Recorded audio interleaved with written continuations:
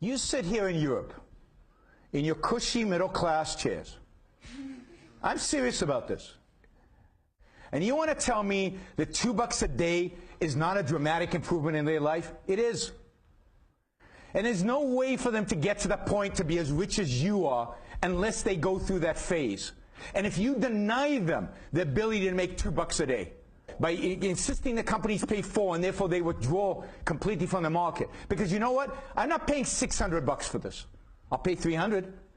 And if I stop buying this, who suffers? That Chinese kid who's right now making whatever, $3 a day or whatever. Right? His alternative is to go back to the farm. And you know what they did in the farms? 40 years ago, when the Chinese were all producing agriculture, they were dying of starvation. 40 to 60 million Chinese died of starvation under Mao.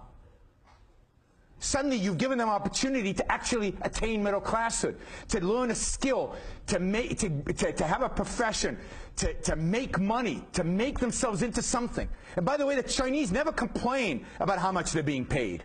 You guys complain.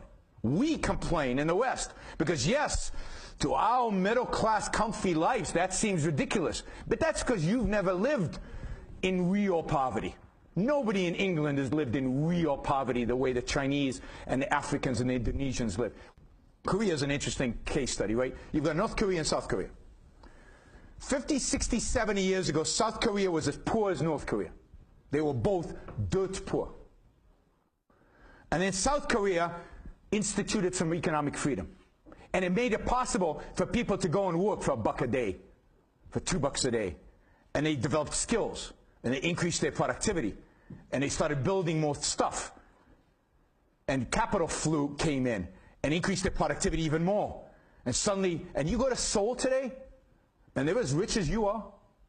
But they, in 70 years they did, or 60 years, they did what you've done in hundreds of years. How did they do it? Because of the ability to slowly ratchet up. Now, if you demand that they skip and get to your standard of living like that, then they will stay poor forever. And that's what you're condemning them to.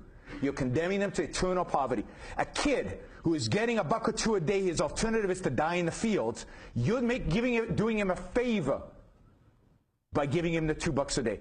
And he's producing something, and he's learning a skill at the same time. And one day he'll run the factory. But if you demand that he gets paid full, he'll never have the job, he'll never have the factory, and he'll stay poor for the rest of his life. I care about the poor, and the only system in human history, to help the poor, to help ambitious poor people rise out of poverty and become rich, has been capitalism.